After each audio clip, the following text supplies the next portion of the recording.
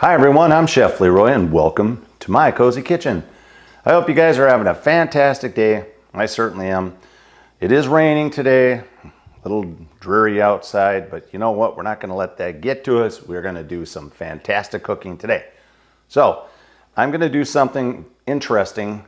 Well, at least I think it's interesting. I'm taking a pre-made product and I'm going to jazz it up, as I like to do a lot of times with these things.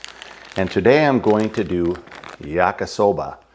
So this is a fried noodle, and it's like a fried noodle stir fry. That's what it is.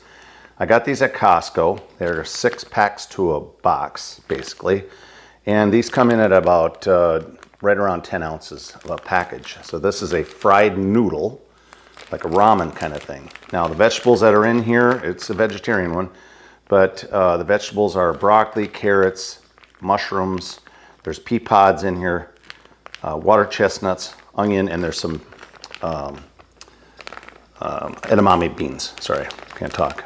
So we're gonna jazz up a pre-made product, and I'm also going to add chicken. Now, if you want to keep it vegetarian, that's your deal if you want. I'm gonna add some chicken, and this is about 1.5 pounds of chicken breast that I'm gonna use. The other ingredients that I will be using today for this dish: a little bit of sesame oil, a little bit of avocado oil, got minced garlic. I'm using some shiitake mushrooms. This is a 5-ounce package of sliced shiitakes. I'm gonna put some fresh asparagus. This is a 1 pound of fresh asparagus. I've got 1 large sweet bell pepper. This is an orange pepper. I've got a yellow onion. I'm going to use half of this onion. And what else do I have here? Okay, so I've got a couple different sauces that I'm going to use. So one is a Kung Pao sauce. This is a Kung Pao stir fry sauce. I'm going to use a 1/4 cup of this. And I've got a House of Sayings stir fry sauce, the classic sauce. I'm going to use a 1/4 cup of this sauce. Now, one other sauce I have, this little goat went to Tokyo. This product is made by Stephanie Izzard. She is a Top Chef celebrity. She won Top Chef several years ago, and she makes her own sauces. These are really good. I'm gonna use a couple tablespoons of this in my dish today. You can find these in most grocery stores, and she's got several other ones out there. That's basically everything we have, and also I'm gonna garnish with some green onion, which my green onion is kind of falling apart here, but that's fine. We're gonna cut it all up. All right, so the first thing I'm going to do is I'm going to get my mushrooms started in my saute pan. I like to cook my mushrooms without oil. They just come out a lot better that way, and they don't need to use as much oil when you're cooking. So let's get those mushrooms in that pan. All right, get that pan up there nice and hot. Make sure it's preheated. I've already had it on for a little bit, so I know it's hot. Okay, go ahead and open up your package. Again, this is a 5-ounce package of sliced shiitakes. All these items are optional. I just really like mushrooms. If you see big ones like this, just kind of break them apart when you see them in the pan. And again, the reason I like to do my mushrooms without oil is because they're sponges. They'll soak up all your oil. You have to add a lot of oil in order to get the same effect without using oil at all. So I just omit the oil part, and we'll do that later with our vegetables that actually need the oil a little bit more so. Okay, so let's go ahead and let those cook. While these are cooking, let's work on our vegetables. All right, I'm gonna work on my asparagus right now. So one thing I like to do, I do the old pop stem method. So I pull the asparagus until it pops. And generally where it pops is where it's the most tender. You see how that was a little harder to break? Instead of cutting them off, because this stem end is pretty woody. So if you pop them. Now I know that I'm losing some weight here because of I said I was using 1 pound. That's fine. And you can use these stems as a stock, or go ahead and throw them in your compost. Like a lot of people just cut the end off, but then they find out later that this other part is really chewy. Okay, there we go. So we call that the pop off the stem method. All right, I popped the stems off, so then we're going to cut the asparagus. I'm going to cut it on a bias, just like this. Okay. I'm going to cook this with my onion and my peppers. Asparagus cooks at about the same rate, roughly. All right, and there you go. Now again, it's a little less than a pound now because I popped those stems off. The stems are kind of thick, but that's fine. All right, asparagus is done. Let's go ahead and cut that pepper. Cut it in half, seed it. Now I'm going to cut the pepper in half again through the middle. So we're going to do a julienne style, but we're going to cut them a little bit smaller julienne. Go ahead and again, you're doing all this vegetable prep while your mushrooms are cooking in that saute pan. And I'll show you what they look like in just a minute here. Okay, let's go ahead and take that onion, cut off your ends. This is a very quick dinner because I don't have to worry about the noodles that are with this. They're already done. The only thing I really have to cook that takes a little bit more time is basically the chicken, but it won't take that much time either because I'm going to cut it thin strips. Okay, clean off your board here. There you go. Get a little bit of wipe down. Now I'm only using half of the yellow onion, but I want thinner strips, little strips, so I'm going to cut it right down the middle like that. So the grain is going this way.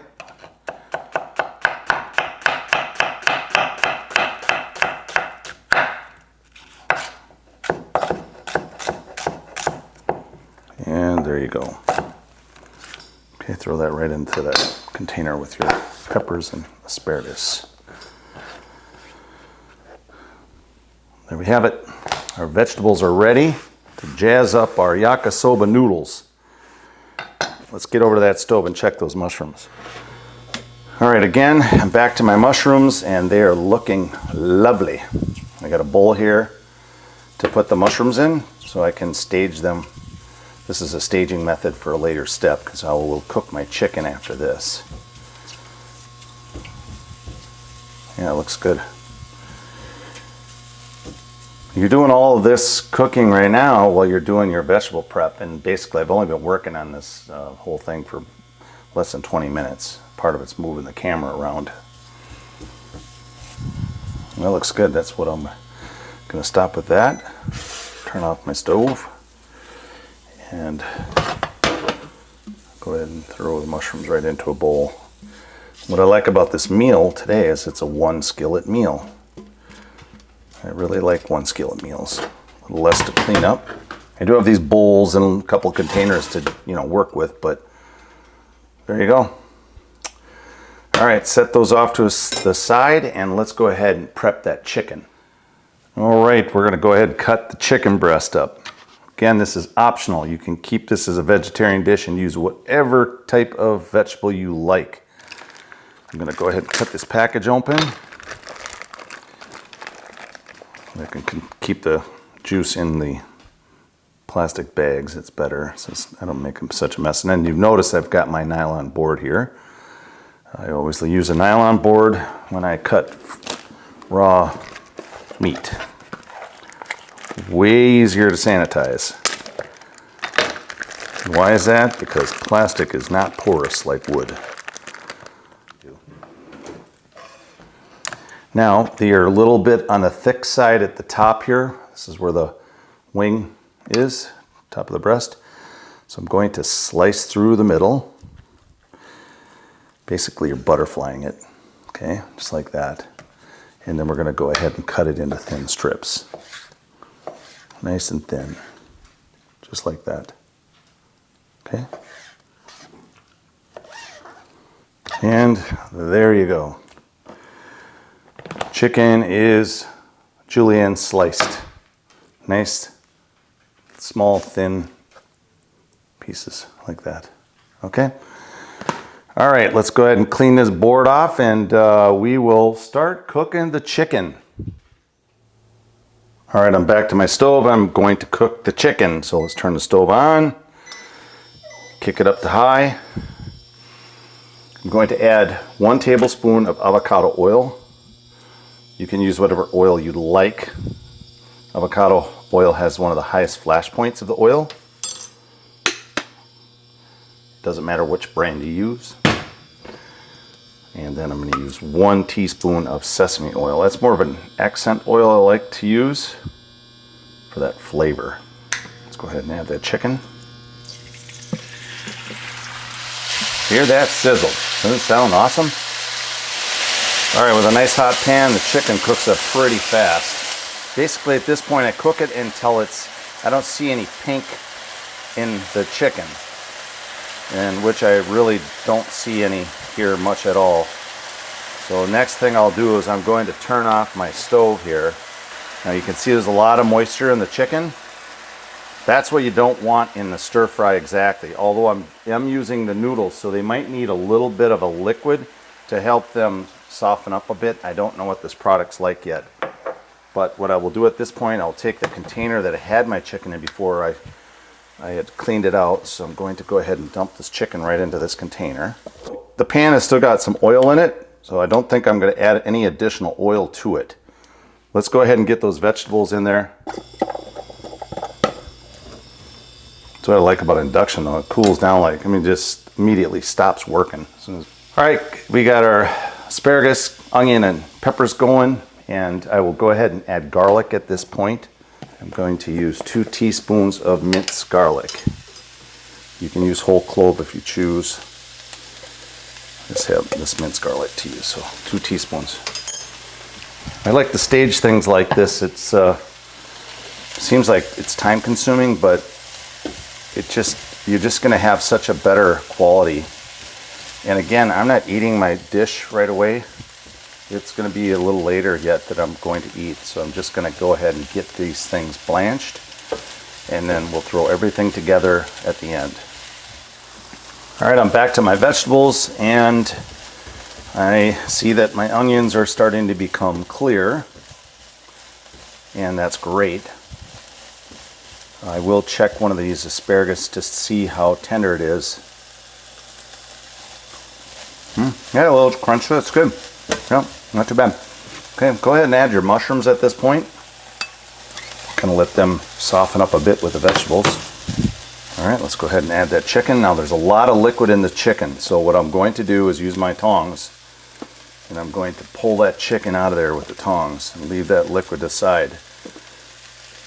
Now, if I feel like the noodles are going to need some liquid, then I'll add the juice from the chicken to it. But otherwise, you just don't want your stir fry to be too watery. Nothing worse than having a floating stir fry, in a sense. All right, so there's your liquid. Go ahead and stir that in. That looks really good. That looks just lovely. All right, we're going to let this just cook for a few minutes, and I'll go ahead and get the noodles added to the pan and our sauce that we have set aside for this. All right, guys, so I decided I would open up my packages of noodles to see what they look like and kind of break the noodles up a little bit so it'll disperse in my stir fry a lot easier. Again, this is Yakisoba noodles. It's a Japanese style stir fry. Then I've got some green onions as garnish. I've got my sauces here, which I have not added. I will add them to the noodles once I put everything in with my stir fry. But I've got a 1/4 cup of House of Sang's classic stir fry sauce, a 1/4 cup of the Kung Pao stir fry sauce. Doesn't matter what brand you use, whatever one you like. And then I'm going to use a couple tablespoons of This Little Goat Went to Tokyo. And this is from Stephanie Izard. She is a Top Chef celebrity who won Top Chef a few years back. And she owns a few restaurants around the country. All right, so that's kind of my tutorial on this. I will definitely post a photograph at the end of my video, but I'll show you when I get everything put together in the pan, what it looks like, and then we're gonna serve it up. So, all right, guys, I'm back to my pan here. Everything is looking beautiful. Got the pan up high. I'm going to add my noodles at this time, my Yakisoba noodles. And this pan's going to get pretty full pretty quick. This would actually probably feed about 8 people with this amount. 6 comfortably.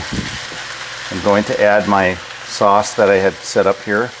Again, this is a 1/4 cup of Kung Pao sauce and a 1/4 cup of classic stir fry sauce.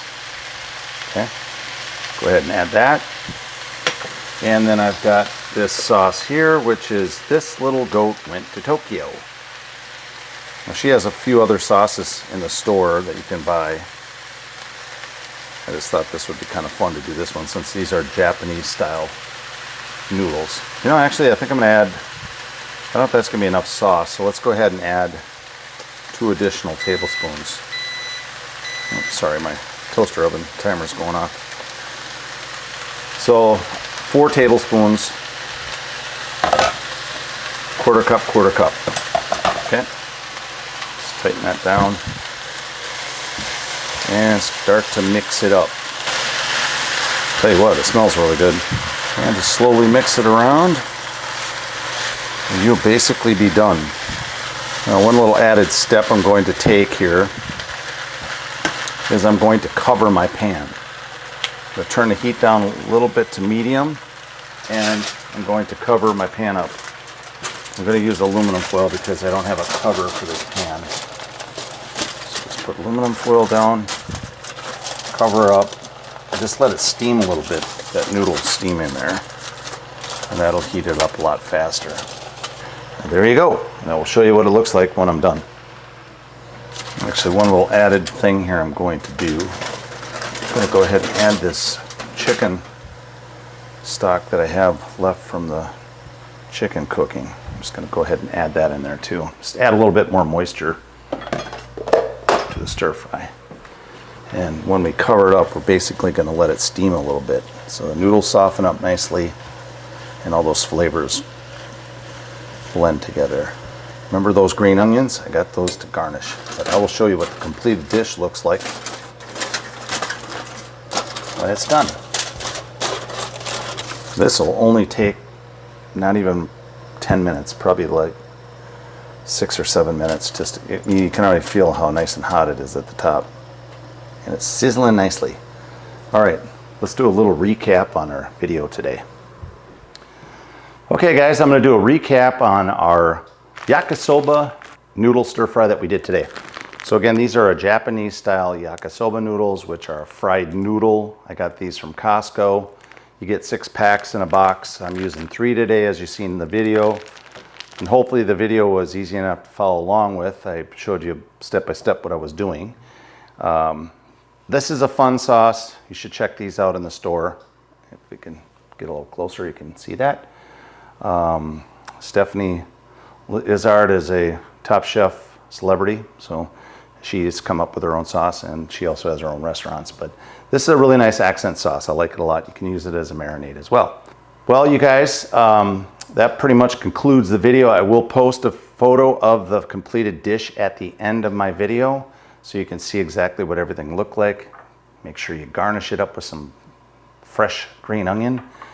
Otherwise, you guys have a fantastic day. If you haven't subscribed yet, please remember it's not charged to you. You do not get charged for subscribing. It just lets you know that a video has been put out. Also, give me a couple thumbs up if you like the video.